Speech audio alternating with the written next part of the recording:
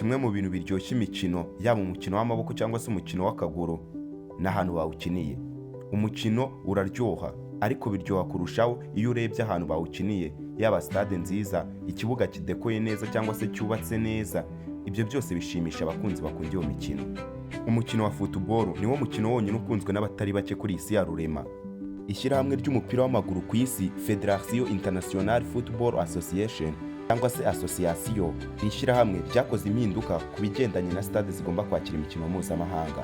Ahangaha ibihugu by'i Burayi biri ku isonga mu kugira stade nziza kandi zikurura abafana kuzisura ndetse no kujya kureberamo imikino.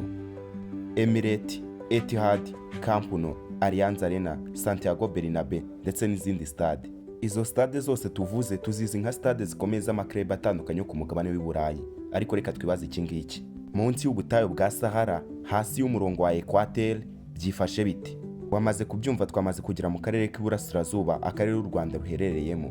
Ahangaha tugiye kureba stade za mbere zikomeye muri aka karere k'Iburasirazuba u Rwanda ruherereyemo. Izi stade zikaba ziga izindi zose ziherereye muri aka karere. Uyu munsi reka bari byo tuvugaho.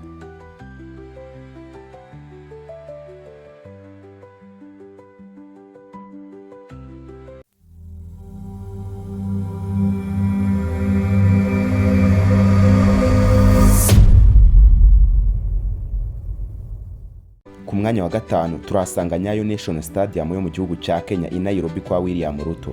Iyi Nyayo National Stadium yubatswe bwa mbere mu mwaka w'1983.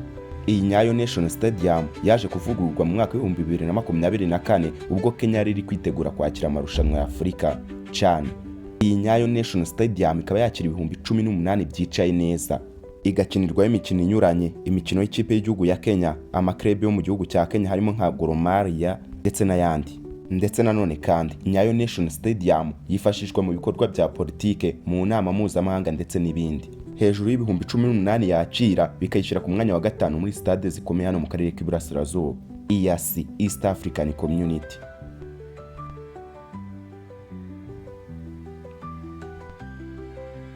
Ku mwanya wa kane turasanga Mandela National Stadium yo mu gihugu cya Uganda kwa Museveni Yoweri Kaguta ndetse n'umuhungu we Muhoozi Kainerugaba. Mandela National Stadium wamaze kubyumva, ni izina ryaturutse ku munyapolitiki intwari ya Afurika guturuka mu gihugu cya Afurika y'Epfo, Nelson Madiba Mandela.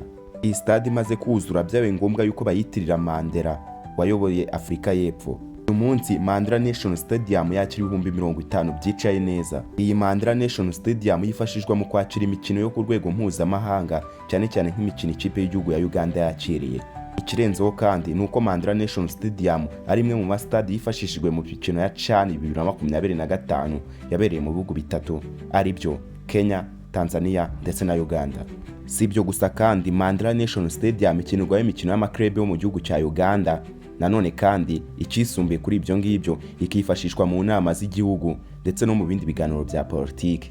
Hejuru y'50,000 yakira, bikayishyira ku mwanya wa kane muri stade zikomeye hano mu karere k'Iburasirazuba, EAC, East African Community. Ku mwanya wa gatatu turasanga Benjamin Mkapa yo mu gihugu cya Tanzania, igihugu cy'abasangwabutaka ba Julius Nyerere. Iyi Benjamin Mkapa yo mu gihugu cya Tanzania iherereye Dar es Salaam mu mujyi wo mu gihugu cya Tanzania. Iyi Benjamin Mkapa yakira 30,000, bikayishyira muri stade 10 za mbere zikomeye ku mugabane wa Afurika zakira abantu benshi. Ikindi kandi Benjamin Mkapa yo mu gihugu cya Tanzania ifite extra parking y'imodoka zirenga 600. Ikabizweho mu gukina imikino mpuzamahanga bakinira kuri iyi stade, imikino y'ikipe y'igihugu ya Tanzania, imikino y'ikipe y'igihugu ya Kenya, imikino y'ikipe y'igihugu y'Amavubi ndetse n'iyindi mikino yose iba yabereye mu gihugu cya Tanzania bajya gukina kuri stade ya Benjamin Mkapa.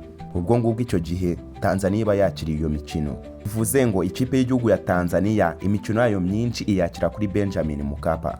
Ikirenze ibyo kandi Benjamin Mkapa ni imwe muri stade zifashishijwe mu gufungura irushanwa rya CHAN 2025 ryaberaga mu bihugu bitatu, Uganda, Kenya na Tanzania nk'uko namaze kubibabwira. Hejuru y'60,000 yakira, bikayishyira ku mwanya wa gatatu. Reka tuve mu gihugu cya Tanzania kwa Madam Samia Suluhu Hassan, ubundi twambuke turebe indi stade ikurikiyeho.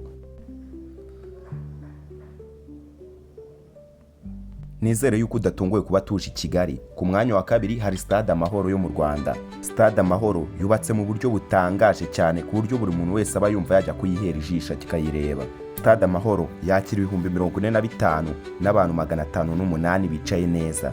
Stade Amahoro yubatswe bwa mbere mu mwaka w'1984. Stade Amahoro yaje kuvugururwa mu mwaka w'2022 hejuru y'agaciro ka miliyari n'amamiliyoni atagira ingano. Ndakeye kwise wibaza igiciro Stade Amahoro yubakishijwe. Stade Amahoro yubakishijwe agaciro miliyoni 135 z'amadolari ya Amerika. Ibaza icyo kintu. Tubaze ku mafaranga, ibingibi bituma iyi stade iza muri stade za mbere zubakishijwe agaciro k'amafaranga menshi cyane ahenze hano ku mugabane wa Afurika. Stade Amahoro iherereye mu karere ka Gasabo mu murenge wa Remera. Ndetse nanone kandi ikindi kisumbuye nuko iyi stade ifite icyumba kizwi nka vale bacekinjiramo amashusho. Ibingibi nabyo biri mu igeragezwa kugira ngo bitangire bikoreshwe muri shampiyona y'u Rwanda ndetse no mu yindi mikino yose izajya ikoreshwa cyane cyane mu gihe yabereye kuri Stade Amahoro. Ku mwanya wa mbere hari Muri International Sport Center. Iyi ni Muri International Sport Center yo mu gihugu cya Kenya. None kandi udashoboye kuvuga Muri International Sport Center ushobora kuvuga ngo Kasarani Stadium yo mu gihugu cya Kenya. Iyi ngiyi nta muswayire n'umwe utayizi. Usibye kuba harimo ikibuga cya football, harimo n'ibindi byiciro aho babyinira, aho bakinira imikino igiye inyuranye harimo nka rugby, handball, basketball ndetse n'iyindi mikino. None kandi harimo swimming pool cyangwa piscine, ikagira arena ibyumba 108. Ibi byose mvuze bigahererwa hamwe bundi bikitwa International Sports Center. Iyi Kasarani Stadium yubatswe bwa mbere mu mwaka w'1987. Bigeze mu mwaka w'2010 iravugururwa. None kandi bigeze mu mwaka w'2024 yarongeye iravugururwa.